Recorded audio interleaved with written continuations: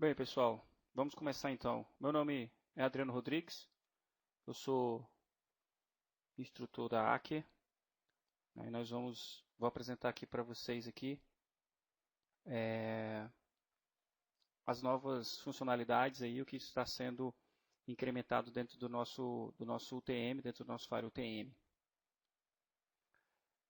Como vai ser a dinâmica, né? Eu vou apresentar aqui para vocês, vou falar do que a gente está colocando de novo aí dentro do produto e só um minuto, Max, que eu vou compartilhar com vocês agora aqui novamente. Foi aí, Max? Ok. Como vai ser a dinâmica, né? Como eu estava falando, eu vou apresentar para vocês aqui as funcionalidades, o que foi agregado aí nessa nova versão do nosso TM. E vai ser eu vou fazer diretão, né? E por fim, assim, a gente vai ter aí, mas no final aí a gente vai ter um período aí para a gente fazer as nossas considerações, vocês fazerem as suas perguntas. Esse material está sendo gravado, depois a gente vai editar. Algumas perguntas que a gente não conseguir responder aqui dentro do nosso tempo, como vai estar sendo gravado, a gente pode responder isso para vocês em um outro momento, dentro do fórum, por exemplo. Eu estarei logo em breve fazendo uma videoaula com todas as funcionalidades abordadas aqui, mostrando como vocês poderão ter acesso às informações e como vocês irão configurá-las, tá, dentro do nosso produto. Então, vocês não vão ficar aí sem a informação necessária para utilizar as novas funcionalidades. O pessoal do manual está trabalhando na fabricação do novo manual, que também já vai sair já com essas novas funcionalidades. O lançamento do produto está previsto aí para o dia 22, segunda-feira que vem. Então, com o máximo vocês conseguirem absorver de informação e de fazer questionamentos aqui, vai ser bastante proveitoso. Tá ok? Alguma dúvida sobre o andamento do processo do webinar em si? Alguma sugestão? Posso tocar? Ok. A versão do Fire, a versão 6.8. E a pergunta que vocês querem, com certeza, a resposta é o que mudou. Naturalmente, são novas funcionalidades, são as funcionalidades já existentes, mas que foram alteradas, e outras que foram adicionadas. Tá? Então, vamos focar nisso aqui. Basicamente, o que foi agregado nessa nova versão visa oferecer mais controle para o ambiente, né, através do nosso UTM, mais disponibilidade dos serviços ofertados e mantidos pelo ambiente onde ele está, mais segurança, naturalmente, e mais desempenho. Então, as funcionalidades que eu vou apresentar agora visam esses 4 itens aí, né, esses 4 itens fundamentais aí para a administração e manutenção do ambiente onde o nosso UTM está instalado. A primeira alteração foi no kernel. Né? O nosso kernel mudou agora, nós estamos com o projeto Yocto. O Fire 6.8 tem como núcleo agora o Yocto. Ele está com o Yocto Standard LTS. É um padrão, né, o Yocto padrão com o LTS, que é o Long Term Support. O projeto Yocto é um projeto open source, um projeto aberto, porém ele tem uma característica de ser um projeto colaborativo, e dentro desse ambiente de colaboração existem os grandes fabricantes aí de microprocessadores, de telecomunicações, né? A gente pode ver que a AMD, a Intel, né, como os fabricantes aí de microprocessadores, né, de microtecnologia, a Huawei na área de telecomunicações, a LG aí como TVs, enfim, o Broadcom na área de interconexão, com switches, enfim, tem muitos outros, caso vocês tenham curiosidade de entender como é o projeto Yocto, vocês podem acessar o portal deles, fazer uma pesquisa no Google, se não me engano é yoctoproject.org, e aí vocês vão ter acesso aí a todos os parceiros que colaboram aí para o desenvolvimento do Yocto. O que é o Yocto? O Yocto, na verdade, é um framework que oferece templates, oferece métodos, né, vários métodos, várias ferramentas e documentação. Tem uma base muito bem documentada, né, que facilita aí o uso desse framework. Para que serve esse framework? Ele é voltado para a área de desenvolvimento de aplicações que são embarcadas aí dentro do próprio Linux, né, do sistema Linux. Jovelino, você quer fazer uma pergunta? Você pode escrever sua pergunta. Eu vou tocando aqui a apresentação, viu, pessoal? Todos. Vou tocando a apresentação, vocês podem fazer a pergunta de vocês, aí eu vou vendo aqui. Se não quiser, você dá um outro toque e aí depois eu vou responder, tá ok? Só para a gente não perder o tempo aqui. Então, voltando aqui ao Yocto. O Yocto é um projeto voltado para desenvolvimento de aplicações que são embarcadas aí dentro do sistema Linux, né? Então, esse sistema na área de desenvolvimento, ele oferece aí ambientes para emulação de testes, né? Oferece debugs para a equipe de desenvolvimento para poder identificar problemas e ainda gera aí algumas ferramentas para testes de aplicações. Fora outras funcionalidades mais aí dentro do ambiente do Project Yocto. Para a gente, para a ACK, as maiores vantagens que foram agregadas com a troca do nosso kernel é que a gente está usando um kernel mais atualizado, um kernel mais novo. Ele oferece maior suporte a hardware, então a gente vai ter uma gama maior para trabalhar com os nossos hardwares aí. Possibilita uma maior integração com softwares de terceiros. Então, se a gente precisar adicionar um outro software que vai garantir uma funcionalidade melhor, agregar alguma outra coisa de forma mais rápida, esse projeto garante isso para a gente. E, acima de tudo, ele oferece maior agilidade no desenvolvimento das aplicações e nas atualizações. Então, a maior vantagem que a gente tem são essas aí, mas a maior delas é a agilidade do nosso desenvolvimento. Então, a partir de agora, a gente vai ter um ciclo menor aí para correções, né, e atualizações de problemas aí, e desenvolvimento das novas versões. Outra coisa que mudou foi a nossa interface gráfica, mas a gente ainda não teve uma mudança muito significativa, a gente só pulou aí de release, a gente saiu da 2.0.25, que é a do Fire anterior, do 6.7, e nós vamos passar para 2.0.27. Não teve muita mudança, não. O que mudou na interface gráfica é alguns itens, né, estruturais. Deixa eu ver se consigo mostrar para vocês aqui. Olha aí. Na interface gráfica, aqui, por exemplo, todos estão vendo a interface gráfica aí? Só me dá um... Vocês estão vendo a Control Center? Sim ou não? Obrigado, Max. Então, olha só. Aqui, ó, na parte... Obrigado, Fernando. Aqui na parte aqui de configuração do Firewall, o balanceamento de link saiu de dentro do NAT. Né? Nós temos agora uma outra funcionalidade, failover de regras, vai ficar depois para vocês. Mas tem algumas coisinhas dentro de entidades, algumas outras coisinhas que mudou, né, dentro dessa Control Center. Mas basicamente, de forma bem estrutural, né, a gente tirou o balanceamento aqui que estava associado com o NAT e ele tem agora um item só dele. Né? Claro que dentro desse balanceamento de link, algumas coisas também foram alteradas. Né? A forma de você incrementar, de você adicionar os links, isso a gente vai ver depois. Tá, ok? Mas é só para vocês terem uma ideia aqui de como está a interface. Interface 2.0.27, feita aqui do dia 9 de junho. Então, voltando aqui, interface gráfica, só pulamos aí de Control Center de versão, né, da release. Saímos da 2.0.25, fomos para 2.0.27. A primeira funcionalidade, primeira coisa que mudou o kernel, interface gráfica, a primeira funcionalidade a gente chama de controle de timeout de conexão. O que vem a ser isso? O controle de timeout de conexão possibilita o controle do tempo ocioso da conexão por entidade de serviço. Percebam, é por entidade de serviço.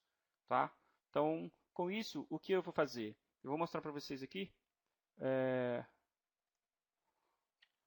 Vou mostrar para vocês aqui uma entidade. Tirei um print de uma entidade. Dessa entidade ela tem o nome de MySQL SRV Lab 5. Você está vendo o nome da entidade. É do tipo protocolo TCP 3306, a porta do MySQL. Você está vendo que ela aqui embaixo aqui da entidade eu tenho agora um item chamado timeout. Está vendo aí com a seta? Timeout. E agora eu posso deixar ele marcado com global. E aí eu tenho global, ele está contando o tempo padrão daquela janela global. Daqui a pouco eu mostro para vocês que é a janela dos parâmetros de configuração. Configuração do sistema, parâmetros de configuração, onde eu determino o tempo da janela TCP e o tempo lá das conexões UDP. E o tempo padrão, se vocês não falham a memória, é de 900 segundos para o TCP e de 180 segundos para o UDP. Esse é o tempo padrão. Se eu deixar essa entidade aqui com o modo global, ele vai obedecer o tempo que está nessa janela lá nos parâmetros de configuração do sistema. Mas eu também posso alterar o tempo para esta entidade. Embora o serviço seja o mesmo, seja 3306, a porta, né, TCP 3306, para uma outra entidade chamada só MySQL, e essa daqui é MySQL SRV Lab 5, eu posso setar um tempo diferente para essa daqui. Então, eu posso vir aqui e colocar um tempo, esse tempo mínimo aqui em segundos vai ser de 60 segundos, tá? Então, eu posso colocar um tempo para essa entidade aqui, e o Firewall vai contar o tempo de ociosidade, e na medida que ele perceber que esse tempo chegou no limite, ele vai dropar a conexão. Então, eu tenho a opção de colocar o tempo em segundos, minutos ou horas, ok? Mas é um ambiente bem simples. Eu tenho uma máquina que está na rede interna, uma rede interna 192.68.0.0. O default gateway é a porta do Firewall, está com IP1. Essa máquina está com IP50. Eu tenho um roteador indo para a internet. E eu tenho um servidor. Uma máquina está em outra rede, digamos que seja uma DMZ. E aí eu quero fazer um acesso desta máquina, que está na rede 9268, para essa outra máquina que está na rede 172.16. Quero fazer um acesso via SSH. Então, por padrão, o SSH não tem Keep Alive. Por padrão, ele não tem o Keep Alive. O que é o Keep Alive? É um pacote que é retransmitido ou do servidor para o cliente para manter a conexão, ou do cliente para o servidor. Né? Ele previne a desconexão aí, a queda da conexão que está estabelecida. O SSH não tem o Keep Alive, então ele vai ficar contando aí pelo tempo do timeout padrão de 15 minutos ou 900 segundos. O que acontece aqui é o seguinte: a partir do momento que eu estabeleço a conexão, no Firewall ele conta esse tempo aqui, parâmetros de configuração. Eu estou dentro de configuração de sistema, parâmetros de configuração, eu tenho nessa aba global, eu tenho aqui os 900 segundos que ele vai contar e 180 segundos para o UDP. Como a conexão SSH é uma conexão TCP, eu vou contar esse tempo de 900 segundos. O Firewall por si só, ele monta lá na tabela de conexões, lá em informações, conexões TCP, ele monta uma tabelinha parecida com essa daí. Ele pega o IP de origem, a porta de origem, uma porta qualquer, uma porta alta qualquer, o IP de destino e a porta de destino, o status dessa conexão e o tempo de ociosidade dela.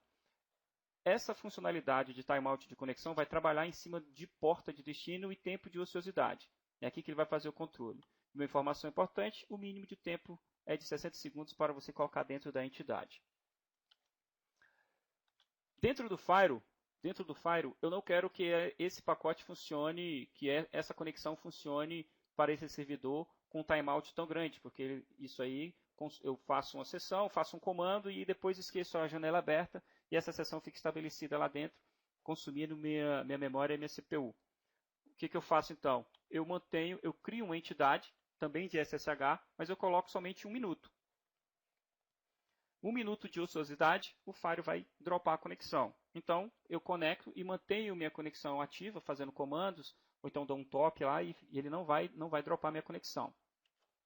Essa entidade, eu venho e coloco aqui, coloquei essa entidade dentro da tabela aqui do meu Firewall, coloquei na regra número 4. Perceberam? Eu criei a entidade SSH 1 minuto, aqui a entidade, o nome da entidade é SSH-1 minuto, coloquei o tempo de timeout dela, e coloquei na regra 4 do meu filtro de pacotes. dizendo o seguinte: quando a rede interna inteira quiser chegar no servidor 172.16.0.10, vai usar um timeout de 1 minuto. Por outro lado, na regra número 5, eu também tenho a rede interna indo para qualquer lugar usando o SSH sem timeout, com o tempo global, né? sem conexão explícita de timeout. Então, essa conexão aqui da regra 5 vai obedecer os 15 minutos.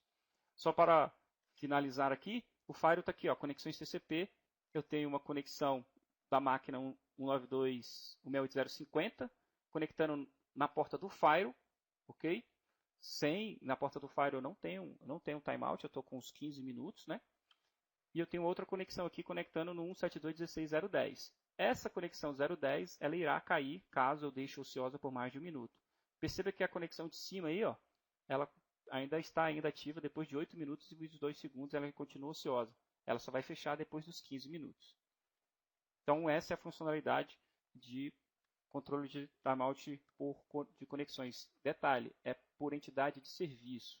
O Firewall vai trabalhar para cada tempo que você criar por nome de entidade, não é por serviço, tá? Aqui eu dei um exemplo bem claro no serviço do SSH, onde eu tenho a mesma porta, né, a porta 22, mas com timeouts diferentes. Outra funcionalidade é o Proxy Map. O Proxy Map é uma camada a mais, vai oferecer mais segurança para os e-mails, para as trocas de mensagens que estão vindo aí da internet. Uma varredura nos anexos das mensagens. Vai fazer isso através do tipo MIME ou pelo nome, né? Ou o contexto que você colocar dentro da regra, né? Então é um proxy a mais, que tem uma janela dele.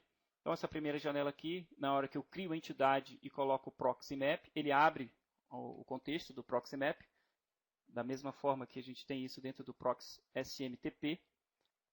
Depois eu venho e clico com o botão direito aí e crio uma regra, dou um duplo clique nessa regra e aí eu vou ter aí a possibilidade de criar a minha regra e de colocar os parâmetros da minha regra. Então eu tenho o tipo MIME e eu tenho por tipo nome. Filtrar por nome, né? Então, nesse contexto eu criei aqui uma regra com o nome exe. Estou pegando aplicações do subtipo executável. Também coloquei para filtrar por nome. E se contiver no anexo, no nome, né, do anexo, a palavra payload, eu vou executar aqui a ação. E a ação está logo embaixo, que é remover anexo infectado.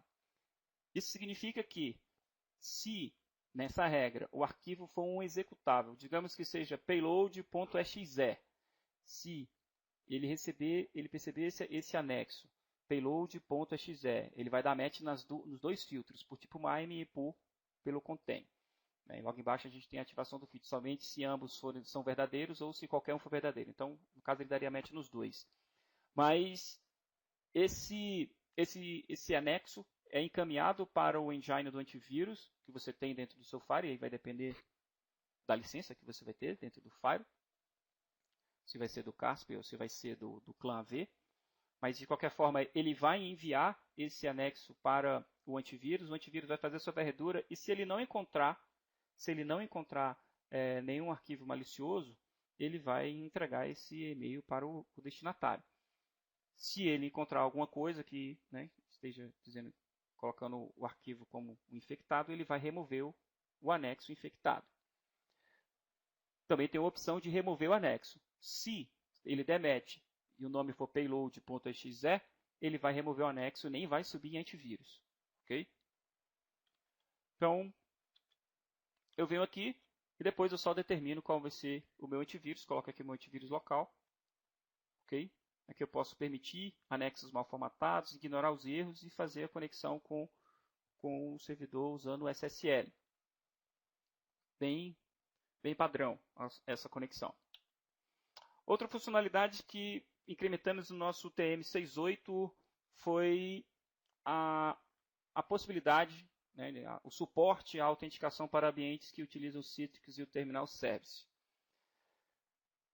O que é um ambiente Citrix e Terminal Service? Por que existe isso? Isso é uma questão mais de economia, vamos colocar assim. Mas esse ambiente ele oferece ele oferece uma gestão mais centralizada para o administrador da rede, ele oferece mais controle, naturalmente, e mais segurança, porque eu consigo implementar e distribuir os desktops ou as aplicações necessárias para o ambiente, né, através de um único servidor.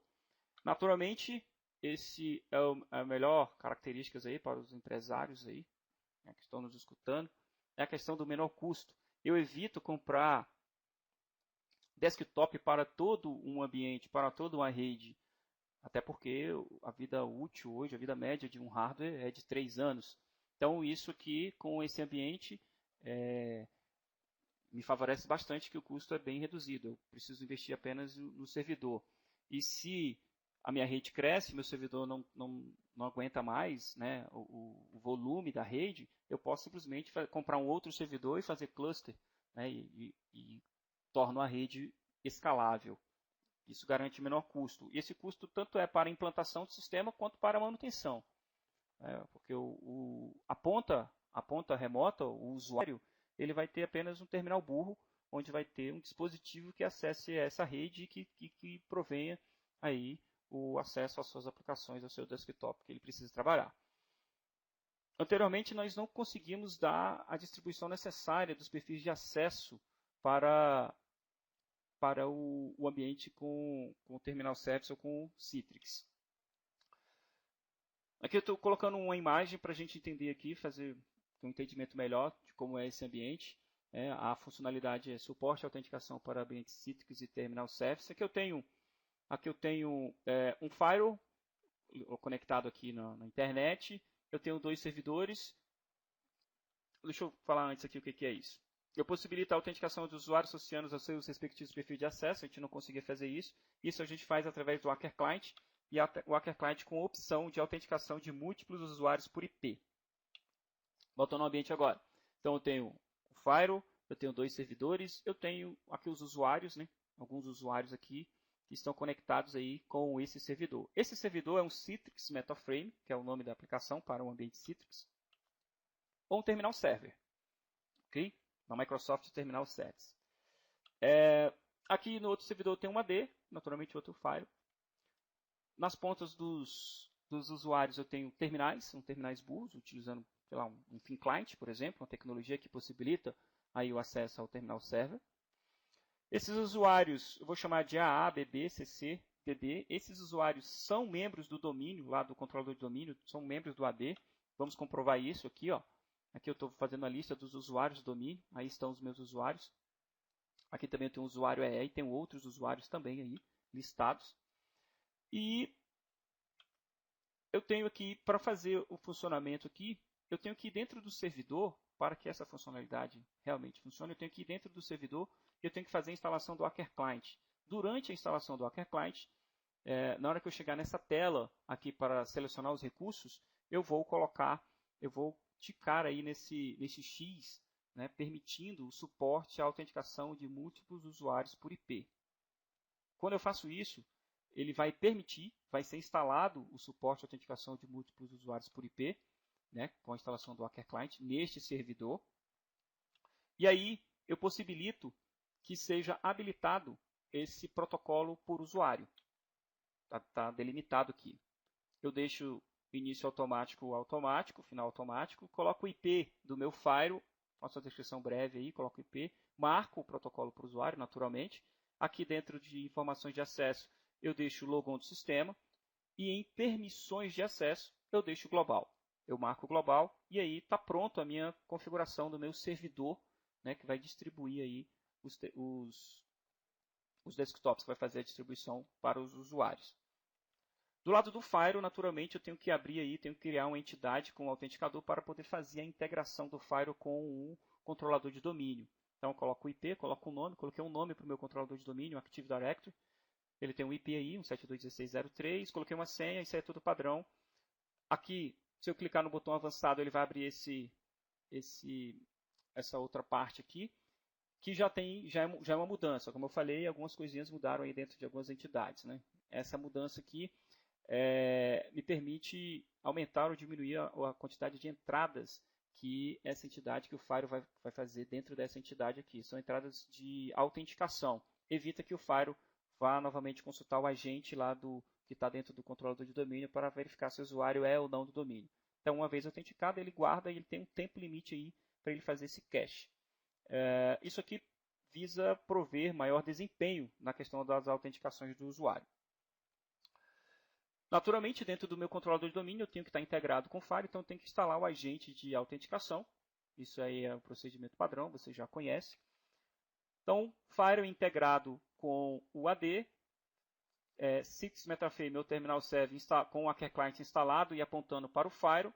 Então, simples, eu vou só agora dentro do meu Fire e vou configurar aqui, né, fazer o controle de acesso. Vou pegar o autenticador, é o Active Directory, vou colocar o usuário, né, que eu determinei. Aqui eu tenho os usuários A, B, B, C, C e DD, são os meus usuários que vocês viram ali. Vou criar perfis específicos e associá-los, né, com os seus respectivos usuários. Uma vez feito isso, o usuário faz o seu logon do sistema. Depois eu te respondo essa questão aqui, tá, José Carlos? Feito isso aqui, a autenticação do usuário vai ser via logon do sistema, como a gente configurou. Ele já recebe o Hacker Client, que está dentro do servidor. Então, ele vem aqui, ó, e aqui eu já tenho a tabelinha, né, a tela de usuários conectados do nosso file. E aqui eu já consigo ver, eles estão todos conectados com seus respectivos perfis dentro do domínio, dentro da entidade Active Directory, né, e vindo apenas com um único IP, que é 172.16.04. Este IP é o IP do servidor terminal server. Tranquilo? Sessão Progress vale para servidores virtualizados. Zé Carlos, o nosso servidor, o nosso ambiente que nós homologamos aqui é virtualizado. Pelo menos o meu teste, no meu ambiente, que eu mostrei aqui para vocês, é um ambiente virtualizado, tá? Funcionou. Inclusive, a estação que está atrás do servidor também é virtualizada. Funcionou e é essa tela que eu estou coletando aqui mostrando para vocês. Tudo bem, Zé Carlos?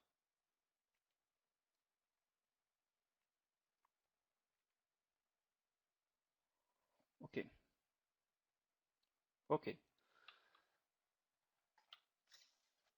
Balanceamento de link controlado por política. O balanceamento de link do hacker que a gente conhece no Fire 6.7, né, na versão 6.7, é por peso, também conhecido como por conexão. Né? A gente vai lá e determina o peso. O que a gente fez agora nessa nova versão do TM? A gente colocou agora que o balanceamento de link vai ser controlado por política. Essas políticas visam fornecer métodos para agrupamento de link. Então, digamos que eu tenha 3 links, ok, dentro da minha empresa, e eu vou querer agrupá-los de formas distintas. Vai ficar mais claro para vocês daqui a pouco. Então, eu vou pegar o link operadora 1, operadora 2 e vou agrupar em um tipo de política. E eu vou pegar o link da operadora 2 com a operadora 3 e vou agrupá-los em outra política. Isso é possível porque esse tipo de controle por política também permite o reuso dos links em métodos diferentes. Então, perceba que no exemplo que eu dei, eu estou conseguindo fazer o reuso do link da operadora 2 em 2 métodos diferentes. Legal? Isso naturalmente garante a otimização dos recursos, porque já que eu estou usando o mesmo link para políticas diferentes, eu estou otimizando esse link da melhor forma possível. Ok? E eu vou oferecer muito mais disponibilidade para os serviços. Ficou claro para vocês isso aqui? Vamos só, para ficar mais claro, vamos entender quais são essas políticas. Tá? São 4 as políticas. Eu tenho uma política de porcentagem e a política de failover. Eu tenho uma política de conexões e eu tenho a política de performance. A política de porcentagem e a política de failover são políticas do tipo manuais, porque é o administrador do Firewall que determina o comportamento dessas políticas. Okay? O administrador vai lá e determina quanto de porcentagem para cada link. O administrador vai lá e determina, na política de failover, qual será a hierarquia aplicada para os links existentes no balanceamento, na política. Então, porcentagens de failover são tidas como manuais porque é o administrador que interfere diretamente nas políticas. Já as conexões e a política de conexões e a política de performance são automáticas. O firewall vai pegar amostras do funcionamento da distribuição das conexões. Com base nessas amostras, ele vai rebalancear essas conexões automaticamente. Então, ele vai analisar, vai ficar montando uma tabela e com base nessa tabela, ele vai determinar quanto de conexão vai para cada link. Ok? Vamos entender melhor. Como é que é o porcentagem? O porcentagem, digamos que eu tenho aqui 3 links, eu vou colocar 60% das conexões originadas no firewall, que querem sair, né, vão sair pela operadora 1, 30% pela operadora 2 e 10% pela operadora 3. O porcentagem é a mesma coisa que existia no Firewall 6.7. É a mesma coisa. Só que lá a gente trabalhava com peso, aqui a gente vai trabalhar com porcentagem. É a mesma situação, ok? E você, como administrador do firewall, é que vai determinar como vai ser distribuído. Né? Você vai, esse link, sei lá, o link da operadora 1 é um link mais robusto, tem uma largura de banda maior, eu fico mais seguro porque ele tem poucas quedas, não é muito intermitente, então eu vou deixar 60% aqui para ele. O firewall vai pegar a fila de pacotes que estão indo para fora ou para o destino que você determinou, e aí você determina o firewall para esse destino, quando a origem for minha rede interna, minha rede DMZ ou qualquer rede, e o destino for internet ou for, sei lá, uma rede remota que está na VPN, eu quero que você saia com a política de porcentagem. Ok? A política de failover. Na política de failover, eu como administrador do firewall, vou determinar uma hierarquia dos links. Só pode haver um link funcionando. Então, você vai determinar qual vai ser esse link, e aí, à medida que esse link cai, ele vai pular para o próximo. Eu vou mostrar uma imagem aqui, só para contextualizar, para vocês entenderem como é que funciona. Né? Aqui eu tenho uma estrada, no final da curva aqui eu tenho três saídas. Né? Eu tenho 3 possibilidades de sair dessa estrada. O firewall é a mesma situação. Digamos que o firewall está aqui com uma fila de pacotes e ele tem 3 links. Então, digamos que essas saídas da estrada sejam os operadores. Então, tem a operadora 1, a operadora 2 e a operadora 3. Na política de failover, somente uma das operadoras permanece ativa para o firewall na saída dos pacotes. As outras 2, ele bloqueia a saída. Percebam, a operadora 2 e a operadora 3, elas estão sendo testadas, sempre estão sendo testadas através de monitoramento, a gente vai ver isso. O monitoramento, na verdade, não precisa nem ver, já posso até explicar para vocês, que é a mesma questão que tem hoje no 6.7. Né? Ele fica fazendo o monitoramento através de ICMP. Então, ele vai lá, faz o monitoramento da operadora 2, está ativo? Ok, fica aqui, porque na hora que eu precisar, se a operadora 1 cair, eu mando o pacote para você. Legal? Então, ele mantém a operadora 1, e no meu caso, eu coloquei exatamente nessa hierarquia. Operadora 1, operadora 2, operadora 3. Se a operadora 1 cair, o que o firewall vai fazer? Ele vai continuar testando até a operadora 1 voltar, ok? Mas ele vai começar a mandar os pacotes agora para o link da operadora 2. Operadora 3 caiu? Não, operadora 3 está em funcionamento, mas o firewall não encaminha pacote para ela. Operadora 1 está fora? Está fora ainda. Na hora que a operadora 1 voltar, o firewall volta para o funcionamento da operadora 1.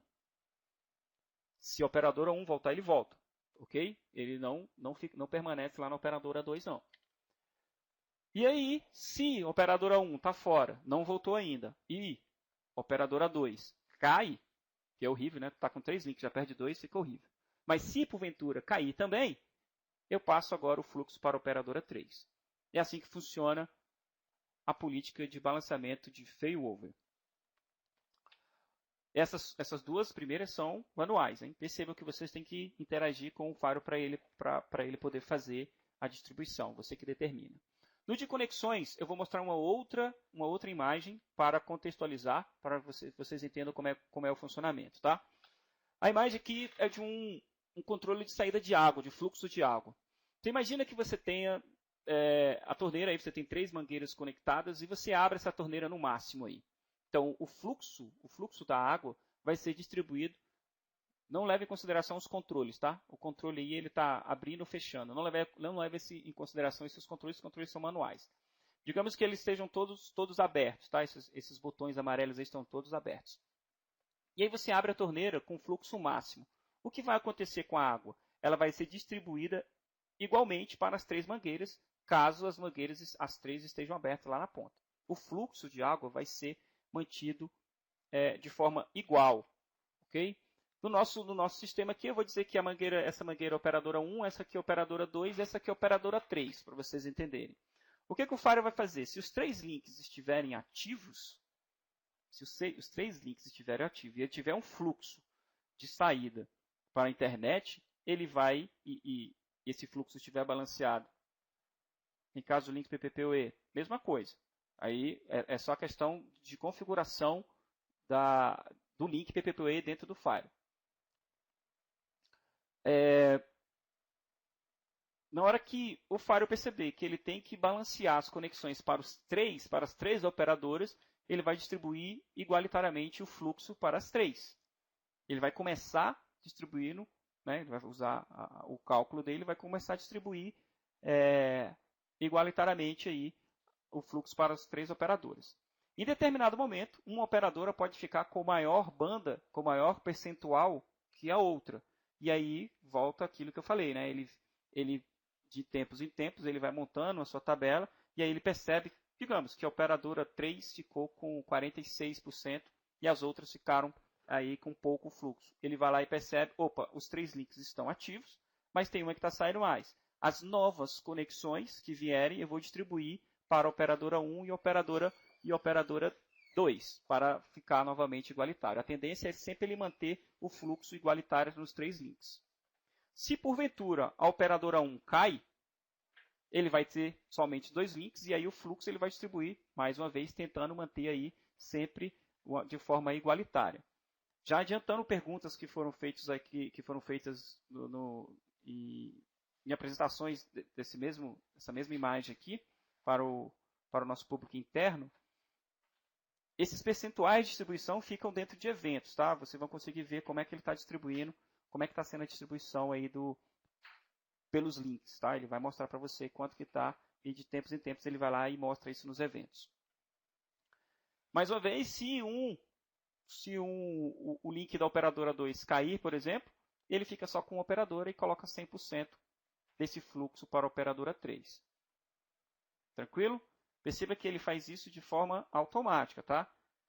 Então, se você tem, digamos que você tem na operadora 1 um link dedicado 100 MB, na operadora 2 um link dedicado de 50 e na operadora 3 você tem uma DSL de 10 MB, se chegar numa situação dessa aqui que é os seus 2 links dedicados e você só tem a operadora 3, ele vai mandar 100% ali do fluxo para a operadora 3 e naturalmente você vai ter um gargalo, né? Você vai ter aí uma limitação aí na banda. E aí, com relação a isso, a gente tem outra funcionalidade que a gente vai ver lá na frente, que é a questão do failover de regras. A gente vai já entender melhor e a gente vai associar as funcionalidades. Na questão do performance TCP, eu tenho um ambiente onde tem uma máquina que quer fazer navegação, um servidor, né, e na frente do firewall eu tenho as 3 operadoras aí, operadora 1, 2 e 3. Como funciona a questão do performance? Mais uma vez, de forma automática. Eu vou informar para o firewall um domínio, uma URL, para que essa URL seja acessada de tempos em tempos pelos 3 links. O firewall vai acessar os 3 links e vai montar uma tabela. Então, ele acessa a mesma URL por cada link, depois ele verifica o tempo de resposta de cada um, calcula a proporcionalidade de distribuição das conexões e, naturalmente, depois distribui. Então, ele vai fazer o cálculo de tempo de resposta para cada link desse aqui. E digamos que a operadora 1 teve um tempo de resposta melhor que é a operadora 2 e a operadora 3. Calcula a proporcionalidade e define que 60% do tráfego dele vai ser mantido pela operadora 1, 30% pela operadora 2 e 10% pela operadora 3. Isso não é estático, tá? Digamos que esse 60% de conexões que passou pela operadora 1, em determinado momento, antes dele fazer o rebalanceamento, teve ou foi oferecido algum delay dentro dessa conexão. E aí a operadora 2 passou a ter um tempo de resposta melhor. Né? Teve alguma latência dentro de operadora 1, por exemplo. E aí a operadora 2 passou a ter um tempo de resposta melhor que a operadora 1. No próximo tempo de cálculo de proporcionalidade, ele vai distribuir mais conexões, as novas conexões, né, claro, para a operadora 2. E ele faz isso também de forma automática e toda essa proporcionalidade é registrada, né, esse percentual de cada operador é registrado nos eventos. Então, essas são as nossas políticas existentes dentro do balanceamento de link. Agora, dentro do nosso NAT, a gente não trabalha apenas com aquela situação de habilitado ou desabilitado no balanceamento de link. A gente vai trabalhar agora com a política. Então, eu crio a política, associo a essa política os links que eu quero. Né? Essa política vai ser, digamos, de conexões. Eu crio a política de conexões e lá no meu NAT eu utilizo a política. Eu informo quais são os links e eu informo qual é a política que eu vou utilizar. Eu vou mostrar para vocês a tela. Outra funcionalidade que nós implementamos aqui dentro do nosso UTM é a possibilidade de fechamento de rede privada virtual através do OpenVPN. O OpenVPN é um software livre, open source, aberto aí para fazer o fechamento de rede privada virtual. Assim como o IPsec, né? Eu posso fechar com o OpenVPN ponto a ponto e site to site, exatamente igual ao IPsec. Dentro do Akerfire, o TM6.8, a gente vai poder fazer os dois, tá? Só que com algumas distinções. Vai depender de como eu vou configurar as minhas redes remotas. Se vai ser apenas um host ou se vai ser uma rede inteira. Se for um host, eu vou fazer conexão ponto a ponto. Se for uma rede, de rede para rede, eu estou fazendo site to site. Vai depender de como eu vou estar configurando as minhas redes remotas. O OpenVPN oferece a possibilidade de fazer por roteamento, fechar a VPN e fazer roteamento, ou bridge. Isso depende da interface virtual que será criada para o fechamento do túnel, né, que será encriptado os dados. Essa interface virtual pode ser uma interface TUN, que aí a gente está trabalhando com camada 3, então a gente está trabalhando com IP, falando de roteamento. E eu também posso ter uma interface TAP, onde eu vou trabalhar com bridge na camada 2. Depende muito de como eu vou trabalhar aqui dentro do Firewall, tá? O OpenVPN oferece autenticação. A autenticação que tem dentro do OpenVPN é via segredo compartilhado, certificado digital e usuário e senha. Estamos falando do OpenVPN.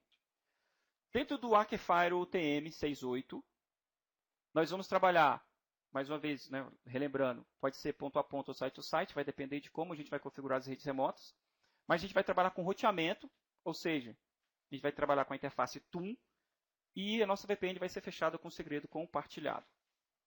No segredo compartilhado, o segredo é gerado dentro do servidor e é levado para o cliente. O OpenVPN trabalha com uma topologia, uma arquitetura cliente-servidor. Tá? Então, a gente vai colocar um firewall para ser servidor, né? Por exemplo, o firewall da matriz, e o firewall do cliente a gente coloca como cliente, naturalmente. Aqui tem o caminho onde é gerado essa chave. Aqui, esse RAID VPN é o nome da instância, que a gente chama de instância, é o nome da rede, né? Na hora que eu estou configurando o OpenVPN, e isso é configurado via linha de comando apenas, ok? Na hora que eu estou configurando, ele pede para eu configurar aí o nome da rede, ele chama de instância. Qual é o nome da instância? No meu caso aqui, eu coloquei o nome da instância chamada rede VPN. e aí na hora que eu faço um comando para gerar chave, ele gera a chave e coloca lá dentro. Essa chave eu tenho que levar para o cliente e colocar também dentro da pasta onde está a instância da rede dele, onde ele criou. Tá? Então, é o segredo compartilhado. A chave tem que estar lá com o cliente. Se você vai fazer essa conexão via SCP, se você vai copiar essa chave em uma pendrive e levar para o cliente, enfim, o fato é que a chave tem que ser transmitida para o cliente. Quais são as vantagens de a gente usar o segredo compartilhado? É mais fácil, é mais rápido e consome menor CPU, porque eu tenho menor consumo de CPU. A grande desvantagem é que essa chave aí, essa static key, ela não é alterada. Então, muito cuidado com essa chave. Tá? Tenha bastante cuidado aí. Se alguém pegar a tua chave, ele vai ver teus dados encriptados. Antecipando algumas perguntas que vocês possam fazer com relação ao OpenVPN, nós ainda não temos a possibilidade de fechar com um cliente-servidor, que é o caso de você instalar o OpenVPN, o clientezinho OpenVPN dentro do seu smartphone e fazer a conexão. Ainda não tá pronto isso aí não, tá? Vamos ver aqui uma outra imagem para contextualizar aqui o OpenVPN. Eu tenho o fechamento do túnel, o túnel em si, eu fecho em cima de interface externa. ETH0, ETH1 é o IP válido, o IP roteável na internet. Então, eu vou fechar o túnel em cima desse IP e eu vou colocar aí, vou encriptar isso aí através da interface virtual. No nosso caso aqui de Aquefire para Aquefire, a gente está usando a interface virtual TUM. Né? Então, a gente vai fazer roteamento através dos IPs dessas interfaces virtuais. Então, nós temos aqui, só como legenda, né? O túnel azul maior é o túnel TCP ou UDP, porque o OpenVPN eu trabalho tanto com o protocolo TCP como com o protocolo UDP para poder fechar o túnel. Por padrão, o OpenVPN trabalha na porta 1194 UDP. A gente vai ver que a gente vai trabalhar aqui com o TCP também. E aí nós temos o túnel menor, o túnel interno, que é o túnel onde estão os dados encriptados através da interface virtual TUM. Aqui nós temos do lado do cliente, para o Fire, os pacotes. Os pacotes têm os dados, os pacotes não estão encriptados, eu tenho dados, tenho um cabeçalho TCP ou UDP, eu tenho o IP e tenho o MAC. E esse aí é encaminhado para o Fire. Quando ele entra dentro do túnel, esses pacotes são encriptados. Então, aqui só para ter uma visão mais clara aí, tecnicamente falando, né, esses pacotes são encriptados e aí são encapsulados com os cabeçalhos do TCP ou do UDP, depende do protocolo que eu vou utilizar para fechamento do túnel, aí o IP da TUM e o MAC address dessa interface. Então, só para mostrar para vocês aqui, só para ter um contexto melhor. O Aquefire UTM-68, com o OpenVPN, que eu acabei de explicar para vocês, associado com as políticas de balanceamento de link, oferece que eu faça OpenVPN failover, através do link, da política de link failover, ou OpenVPN load balance, através da política de balanceamento de conexões. Deixa eu dar um zoom aqui para ficar melhor para vocês perceberem. Então, para o failover, eu tenho aqui, link failover, a política de link failover. Eu posso fazer, e aí vocês vão perceber, quando vocês começarem a utilizar o produto e essas funcionalidades, que para o failover eu também posso fazer por conexão aqui, Aqui eu determino o link, apenas um link que vai ficar ativo, mas eu posso colocar conexão que vai ficar de forma automática. O que é o OpenVPN failover? O OpenVPN failover é aquela situação onde eu tenho uma filial que tem um link, ou melhor, que tenha 2 links, por exemplo.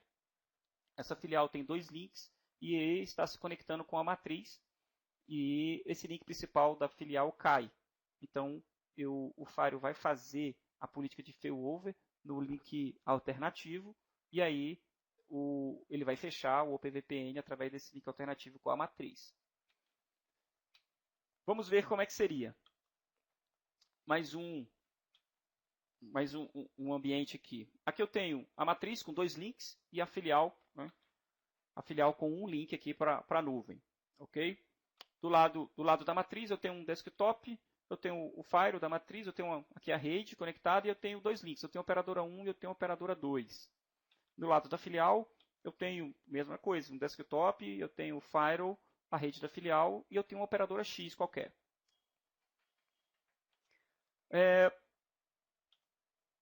Do lado da matriz, eu vou chamar de servidor para o OpenVPN. Tá? Então, ele tem uma configuração específica do OpenVPN no modo servidor. E do lado da filial, naturalmente, vai ter uma configuração específica para o lado do cliente. Vai ser cliente. Essa configuração tem um item importante que é dentro dessa configuração, que eu vou dizer qual é o remoto 1. Eu posso oferecer até 3 remotos, 3 IPs válidos. Eu digo aqui que é o IP da operadora 1 da matriz. Eu vou colocar também a operadora 2 da matriz. Então, eu tenho um link aqui da filial saindo para 2 IPs da matriz. Ok? Então, eu vou dar um commit nessa VPN, ele vai fechar a VPN aqui. Esse protocolo que eu vou fechar aqui, vou fechar o túnel, vai criar uma interface TUN1. Esse protocolo vai ser via TCP. Eu vou fechar o túnel, vou configurar o túnel para ser no protocolo TCP, porque é orientado à conexão. E aí, eu mantenho e estou funcionando, está tudo funcionando aí, minha VPN, tudo tranquilo. E eu estou utilizando aí do lado aqui da matriz, eu estou utilizando a política de failover. E aí, de repente, o meu link da operadora 1 cai. Meu link da operadora 1 cai. A filial vai perceber que caiu e vai tentar fazer a conexão agora na operadora 2. Ele vai tentar fechar o túnel na operadora 2. Enquanto isso, o firewall da matriz percebe que caiu o seu link da operadora 1 e estabelece a saída agora pela operadora 2. E aí, o túnel muda agora para a operadora 2, restabelecido, e volta tudo normal. Se a operadora 1 voltar, a VPN não será trocada. Ela vai permanecer na operadora 2 até que o link da operadora caia ou que o administrador vá lá e derrube a conexão e volte para a operadora 1. Seria o caso, digamos que a operadora 2 fosse um link, já que eu estou usando o failover, eu só vou usar esse link quando o 1 cair. E esse link, sei lá, ele tem custo por dado transmitido. Então, na hora que acontecer isso, ok, eu vou lá, aciono a operadora 1 até restabeleceu. Então, eu paro de trafegar, derrubo a VPN da operadora 2 e aí ele volta para o firewall da filial vai perceber que caiu e vai começar a tentar restabelecer na operadora 1. No load balance eu tenho o mesmo ambiente, porém agora do lado da filial eu tenho 2 links. Então, na matriz eu tenho a operadora 1 e a operadora 2, na filial eu tenho a operadora X e a operadora Y. O que vai mudar aqui é o seguinte, eu vou estabelecer uma VPN, exatamente como foi estabelecida no failover, só que as minhas políticas que estão associadas aqui são de load balance, são de conexões. Tá? Eu estou associando a política de conexões do balanceamento de link com o meu OpenVPN. Para fazer isso, eu vou fazer através de roteamento dinâmico, vou já explicar. Roteamento dinâmico não, roteamento avançado, com IP por origem. Então, eu vou criar essa VPN aqui. Essa VPN pode ser por protocolo UDP ou por TCP, tanto faz. Tá? A gente fez o teste no protocolo UDP, que é o padrão. E essa VPN vai ser fechada aqui na interface virtual TUN1, de número 1. Okay? Esse fluxo, naturalmente, vai ser do cliente para o servidor. Né?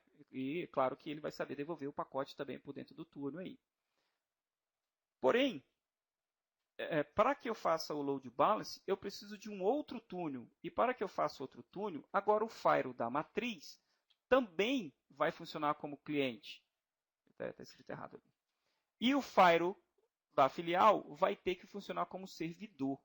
Então, dentro do mesmo firewall, eu tenho cliente e servidor. Nos dois fluxos, tá? Então, eu vou estabelecer uma outra VPN, também pelo protocolo UDP, e agora vai ser a TUN2. Então, eu tenho duas interfaces virtuais. Uma para um par de operadoras e outra para outro par de operadoras. E aí o fluxo é no sentido contrário, já que a matriz nesse TUN2 ele é cliente e o outro é servidor. Digamos que o link do lado da matriz caia. link lá da matriz caia. O que vai acontecer? Eu vou permanecer apenas com o link, a VPN estabelecida do lado, somente a TUN2, e aí acaba funcionando aí também como um failover. Legal? Nesse caso aqui onde eu tenho as duas, eu estou fazendo o balanceamento de carga, tá? Independente, a rede para as duas VPN, a rede de destino, a rede de origem e a rede de destino é a mesma.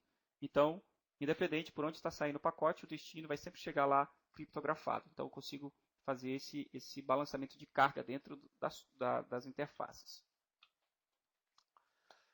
Failover de regras. Outra funcionalidade. E o Failover de regras traz um adendo muito interessante, porque garante, associado, é claro, com as outras funcionalidades que eu apresentei para vocês agora, garante uma maior comodidade para o administrador. É comum a gente ter em alguns ambientes, alguns scripts rodando para poder habilitar ou desabilitar alguma regra na hora que acontece determinado evento. O que a gente fez aqui? A gente garantiu automação. Agora a gente vai fazer com o failover de regra, a gente vai fazer a automação. Automação de quê? E por onde? Primeiro que a automação vai ser através de monitoramento, por ping. Exatamente o que é feito no Firewall da versão 6.7 com o VPN PSEC. A gente tem o VPN PSEC e a gente faz o monitoramento da ponta remota através do link MPLS. Na hora que esse link cai, na hora que eu não consigo mais pingar na ponta remota, é estabelecida automaticamente uma VPN, né, que já está previamente configurada. O failover de regras, a gente melhorou isso. Como? Eu continuo fazendo o monitoramento por ping. Eu crio um monitoramento, onde eu tenho um gateway para fazer essa saída e coloco um host onde eu vou ficar fazendo ping nele.